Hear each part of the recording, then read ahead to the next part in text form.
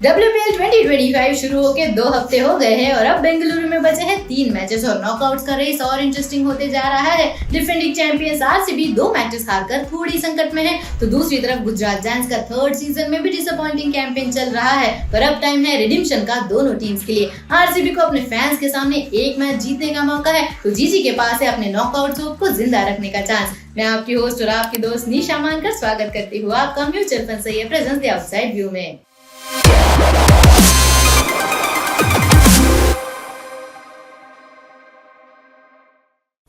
सुना है you are selling your scooter. Yeah, got a new car. सही है. Big bonus. तो सेविंग तो मैं भी करती हूँ, उसे कार नहीं आती. मैं काफी सालों से हर महीने म्यूचुअल फंड्स में थोड़ा थोड़ा सेव कर रही हूँ.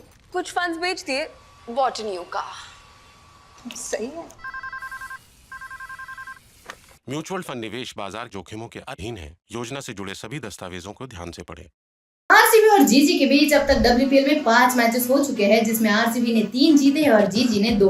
दोनों टीम्स का करंट टूर्नामेंट में फॉर्म देखे तो आरसीबी को पिछले 2 मैचेस में क्लोज डिफीट्स मिली, एक एमआई के अगेंस्ट और एक यूपी वॉरियर्स के अगेंस्ट जो सुपर ओवर तक गया था। उनका रिकॉर्ड अब 2 विन्स और 2 लॉसेस का है। दूसरी तरफ गुजरात जायंट्स 4 मैचेस में से सिर्फ 1 जीती और 3 हार के साथ उनका कॉन्फिडेंस काफी लो है। इस सीजन के पहले मैच में ऋचा घोष, एलिस पेरी और कनिका आहूजा की हीरोइक्स के चलते आरसीबी ने जीजी को हराया था। आरसीबी की टीम में स्टार पावर की कोई कमी नहीं है। डैनी वेटहॉर्स्ट टॉप ऑर्डर में फाइनली फॉर्म में आ रही है और एलिस पेरी है। 3 हाफ सेंचुरीज और 800 के ऊपर करियर रन्स WPL में। अब तो बॉलिंग क्रीज में भी वापस आ गई है पेरी। बैटिंग की बात करें तो आरसीबी यही होप करेगी कि स्प्रीति मांदना और ऋचा घोष भी पेरी के साथ चिन्नस्वामी में फायरवर्क्स की पेशकश करे। पेरी के पास अगर ऑरेंज कैप है तो रेणुका सिंह ठाकुर भी पर्पल कैप होल्डर है, लेकिन वो यूपी वॉरियर्स की लास्ट ओवर भूलना चाहेगी। दूसरी तरफ गुजरात जायंट्स की प्रॉब्लम बढ़ती जा रही है। लास्ट मैच में सिर्फ भारती फुलमली के बल्ले से रन आए। सीजन की शुरुआत में तो एश गार्डनर अनबीटन दिख रही थी, लेकिन चाहे बेथ मूनी हो, लॉरा वुल्फार्ट हो या फिर डियंड्रा डॉटिन हो,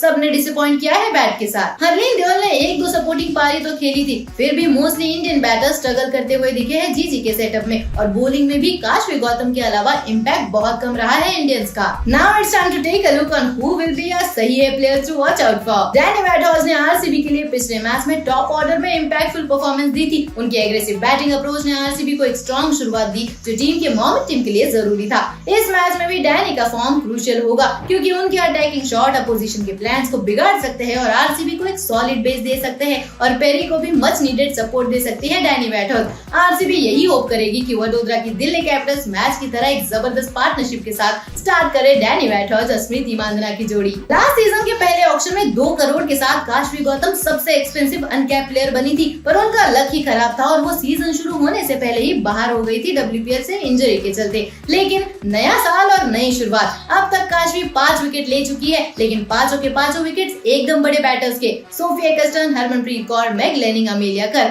और फिर एनेबल सदरलैंड। जीजी का इस सीजन का तो पता नहीं, लेकिन काशवी गौतम का फ्यूचर तो ब्राइट है।